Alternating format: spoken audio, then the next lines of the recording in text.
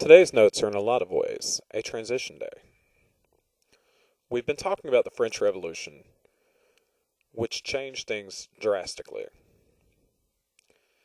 Today is going to lead in, though, to the age of Napoleon, which is going to change things even more, and it's going to take those changes out of just France and into the rest of Europe. The death of Robespierre had ended a lot of the craziness that was a part of the French Revolution.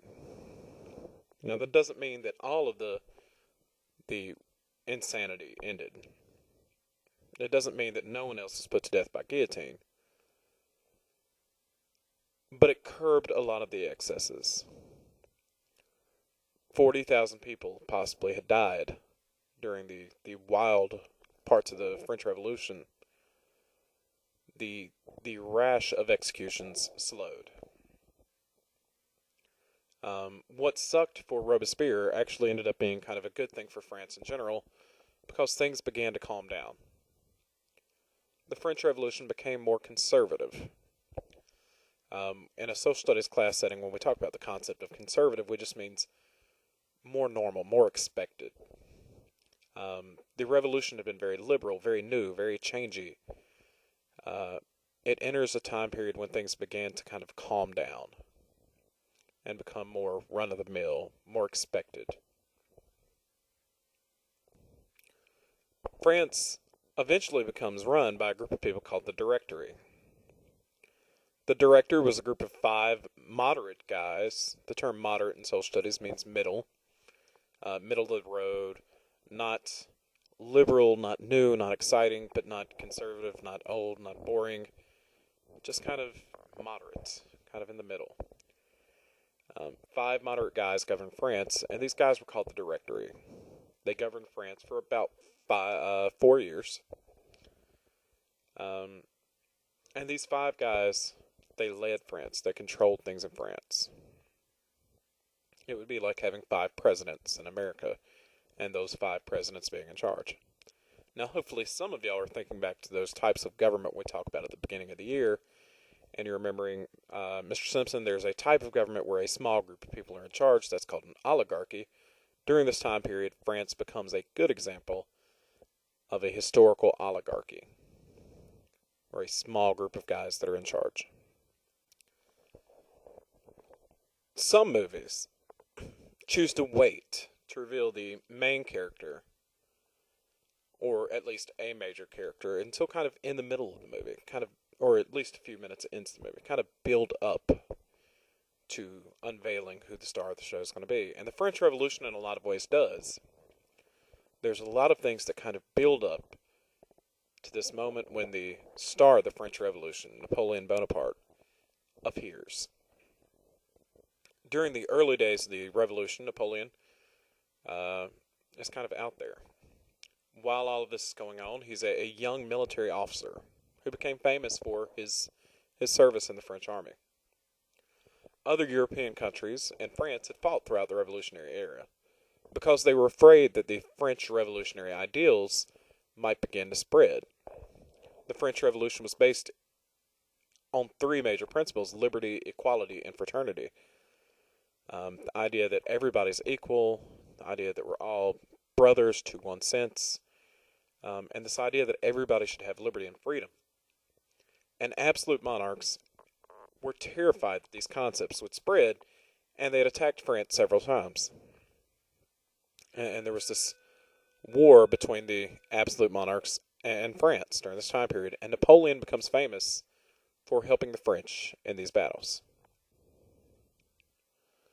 In a lot of ways, the Directory was too tame for the time period.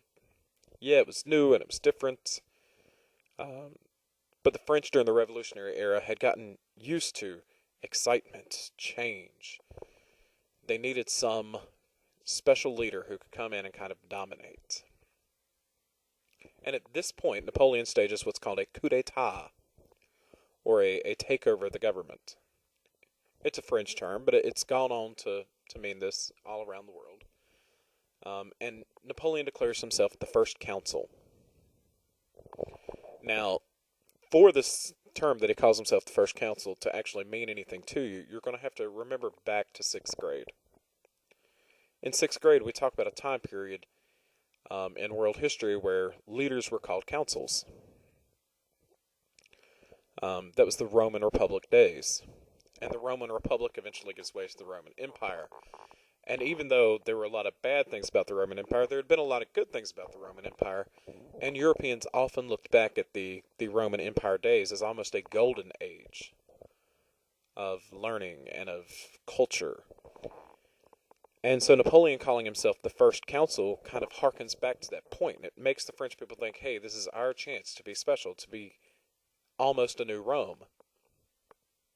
And Napoleon becomes a French hero very quickly.